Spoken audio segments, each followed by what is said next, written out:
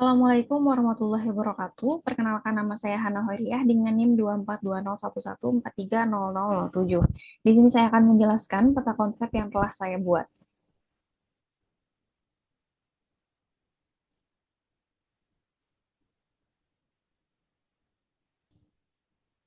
Ya baik, jadi di sini ada peta konsep mengenai sosiolinguistik dari topik pertama hingga topik kelima.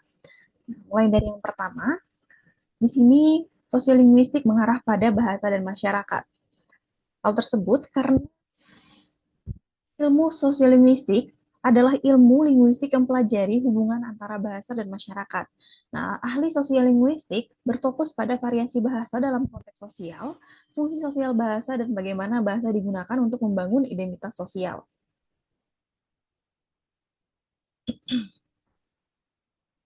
Sosiolinguistik berkaitan dengan hubungan antara bahasa dan konteks di mana bahasa itu digunakan.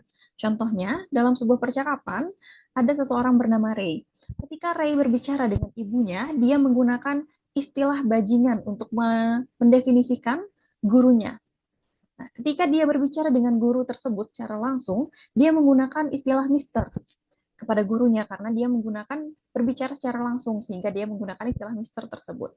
Kemudian ketika dia berbicara dengan neneknya, dia membicarakan gurunya dengan menyebutkan istilah nama guru tersebut.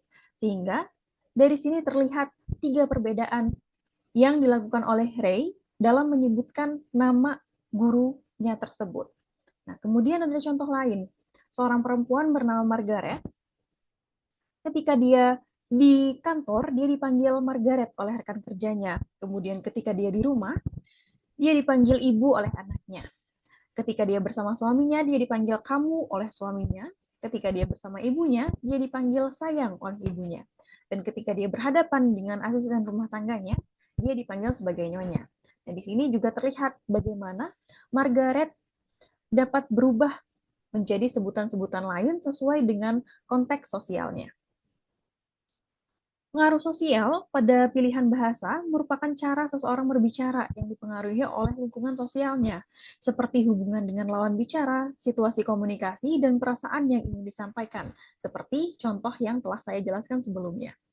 Kemudian, jenis variasi linguistik yang digunakan mengekspresikan dan merefleksikan faktor sosial.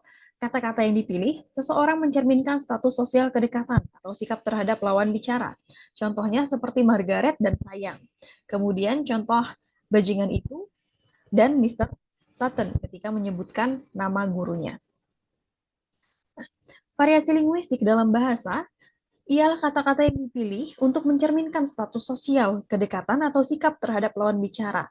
Penggunaan gaya bahasa yang berbeda tergantung dengan situasi. Selanjutnya, di sini ada variasi linguistik dan identitas. Variasi linguistik digunakan untuk membangun identitas sosial seseorang. Di sini ada beberapa contoh. Yang pertama, masyarakat di desa Hemnesberget, Norwegia Utara, menggunakan dua bahasa yang berbeda, yaitu bahasa Ranamal dalam sehari-hari dan bahasa Bokmal yang digunakan dalam situasi formal. Hal ini menunjukkan bagaimana fenomena diglosia di masyarakat yang menggunakan dua dialek yang berbeda sesuai dengan konteks sosial mereka. Kemudian yang kedua, masyarakat di desa Sauris, Italia bersifat trilingual karena menggunakan tiga bahasa dalam konteks sosial yang berbeda. Yang pertama, dialek Jerman yang digunakan dalam keluarga dan interaksi sehari-hari di desa tersebut. Kemudian yang kedua, mereka menggunakan bahasa Friulian yang digunakan dalam pergaulan antara pemuda dan dalam lingkungan sekitar desa. Dan yang ketiga, mereka menggunakan bahasa Italia yang digunakan dalam komunikasi resmi, pendidikan, dan juga gereja. Variasi bahasa ini membentuk linguistik masyarakat, di mana setiap individu memilih bahasa yang sesuai dengan situasi tertentu. Selanjutnya, variasi penggunaan bahasa dalam suatu komunitas tidak hanya bergantung pada kemampuan linguistik, tetapi juga pada faktor sosial dan budaya. Norma sosial juga mengaruhi pemilihan bahasa. Hal tersebut menunjukkan bahwa bahasa bukan hanya alat komunikasi, tetapi juga mencerminkan identitas sosial dan struktur masyarakat. Nah, di sini ada beberapa faktor yang menjadi penentu dalam varietas bahasa. Yang pertama ada faktor sosial. Faktor sosial berperan penting dalam menentukan variasi bahasa yang digunakan dalam percakapan, mencakup peserta percakapan, setting atau konteks sosial, topik pembicaraan, dan juga fungsi interaksi. Kemudian yang kedua, ada faktor dimensi sosial. Dimensi sosial berperan penting dalam analisis variasi bahasa berdasarkan konteks sosial, mempertimbangkan 4 skala utama, yaitu jarak sosial, skala status, skala formalitas, dan fungsi bahasa. Jarak sosial contohnya seperti yang dilakukan oleh Margaret dan juga asisten rumah tangganya. Kemudian skala status, seperti Margaret dengan rekan kerjanya. Skala formalitas, seperti Ray dan juga gurunya. Kemudian, yang ketiga ada mencari penjelasan. Mencari penjelasan berupaya menjelaskan variasi bahasa dalam masyarakat dengan menganalisis faktor-faktor linguistik dan sosial yang memengaruhi pilihan bahasa. Baik, lanjut ke topik selanjutnya. Di sini ada pergeseran dan pemertahanan bahasa. Ada dua, yaitu ada faktor dan juga revitalisasi. Yang pertama, membahas mengenai pergeseran bahasa. Pergeseran bahasa adalah proses suatu komunitas ketika bertahap beralih dari menggunakan satu bahasa ke bahasa lain sebagai alat komunikasi utama. Seringkali merupakan hasil dari interaksi kompleks antara faktor internal dan juga eksternal. Nah, hal tersebut, penyebab pergeseran bahasa dalam komunitas yang berbeda itu ada tiga. Yang pertama, adanya minoritas migran. Menggunakan bahasa kedua dalam sehari-hari karena keperluan tuntutan sehingga bahasa utamanya terlupakan. Kemudian, yang kedua, masyarakat non-migran. Pergeseran bahasa disebabkan oleh perubahan politik, ekonomi, dan sosial sehingga menyebabkan perubahan bahasa. Dan yang ketiga, ada mayoritas migran. Nah, ketika migran banyak di suatu daerah, multibahasa tidak tersebar luas di wilayah tersebut dan hanya satu bahasa asli yang digunakan, maka bahasa seringkali menjadi terancam. Faktor-faktor yang berkontribusi terhadap pergeseran bahasa, yang pertama ada pergeseran ekonomi, sosial, dan politik. Alasan mengapa pergeseran bahasa bersifat politis dalam kasus Israel merupakan alasan ekonomi, seperti penggunaan bahasa Inggris untuk mendapatkan pekerjaan yang lebih baik.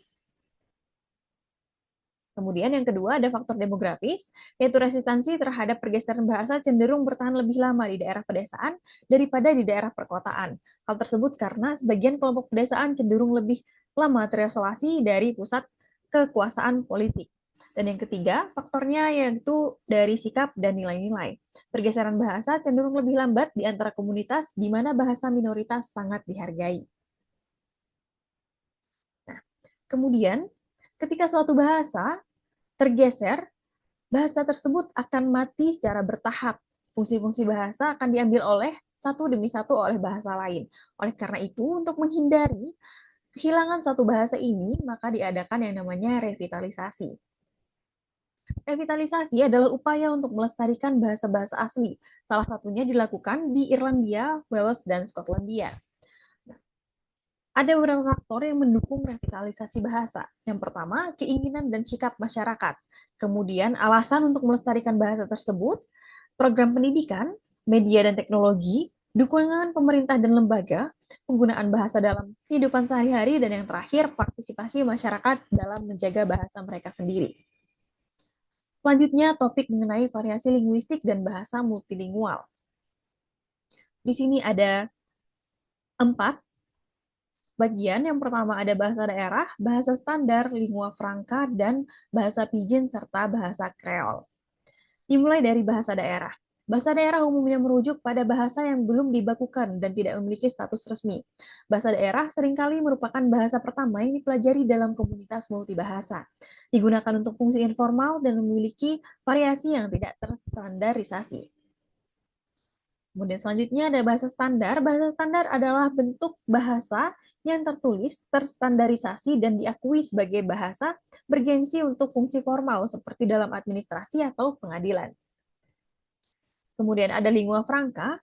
Lingua franca atau bahasa perantara, bahasa tertentu dapat berfungsi sebagai lingua franca, yaitu bahasa yang digunakan untuk komunikasi antara dua orang atau kelompok dengan bahasa ibu yang berbeda. Secara umum, lingua franca adalah bahasa yang digunakan untuk komunikasi reguler antar kelompok penutur yang berbeda dalam komunitas multibahasa. Dan yang terakhir ada bahasa Pidgin dan juga bahasa Kreol.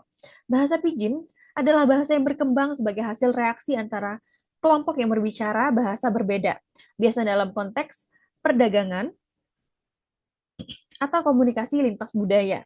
Bahasa ini muncul ketika dua kelompok berinteraksi dalam situasi di mana ada bahasa dominan ketiga. Pada awalnya, bahasa Pidgin memiliki fungsi terbatas, terutama untuk perdagangan dan administrasi, dan tidak digunakan untuk mengekspresikan perbedaan sosial atau kesopanan. Kemudian ada bahasa Kreol. Bahasa Kreol adalah bahasa Pidgin yang telah berkembang dan menjadi bahasa pertama bagi banyak penutur. Berbeda dengan bahasa Pidgin yang awalnya digunakan untuk komunikasi terbatas dan dipelajari sebagai bahasa kedua, bahasa Kreol digunakan dalam berbagai domain dan memiliki struktur serta kosakata yang telah berkembang. Perbedaan utama antar bahasa Pidgin dan bahasa Kreol terletak pada fungsinya, strukturnya, dan persepsi terhadapnya. Bahasa Kreol memiliki struktur yang lebih rumit dan mampu mengekspresikan makna lebih luas, sedangkan bahasa Pidgin cenderung memiliki fungsi terbatas dan struktur yang lebih sederhana. Selain itu, bahasa Kreol seringkali dianggap sebagai bahasa yang lebih tinggi dan digunakan untuk berbagai kebutuhan sosial dan budaya. Oke. Topik selanjutnya yaitu ada bahasa nasional dan bahasa resmi.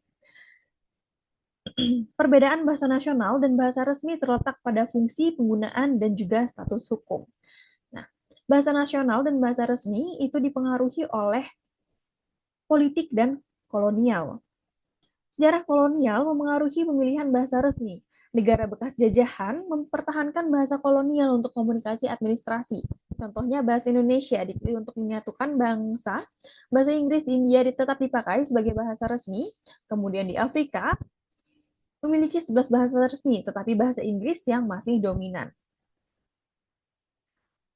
Kemudian selanjutnya ada pengaturan bahasa. Pengaturan bahasa, contohnya yang pertama ada di Paraguay. Di Paraguay, Guarani sebagai bahasa nasional. Kemudian Spanyol merupakan bahasa resmi di sana. Kemudian yang kedua ada di Vanuatu, menggunakan bahasa Bislama sebagai bahasa nasional dan bahasa resmi, kemudian menggunakan bahasa Inggris dan Prancis yang juga diakui di sana. Dan yang terakhir itu ada di Tanzania, yang menggunakan bahasa Swahili sebagai bahasa nasional dan menggunakan bahasa Inggris dalam administrasi negaranya. Selanjutnya di sini ada tantangan. Tantangan dalam pengaturan bahasa nasional dan bahasa resmi. Yang pertama, ada konflik antara bahasa lokal dan resmi. Contohnya, di India ada bahasa Hindi dan bahasa daerah. Kemudian yang kedua, tantangannya adalah dominasi bahasa tertentu dalam kebijakan, misalnya bahasa Inggris yang lebih dominan di Kanada. Kemudian yang terakhir, tantangan terakhir adalah keterbatasan sumber daya dalam mendukung bahasa nasional dalam pemerintahan dan juga pendidikan. Baik, masuk dalam topik terakhir yaitu dialek regional dan juga sosial. Dialek adalah variasi bahasa yang digunakan oleh suatu kelompok masyarakat berdasarkan lokasi atau faktor sosial. Dialek menunjukkan identitas sosial dan keanggotaan kelompok, berfungsi sebagai alat komunikasi yang mencerminkan status sosial, usia, dan juga gender, serta latar belakang etnis. Nah, dialek dibagi menjadi dialek variasi regional dan juga variasi sosial.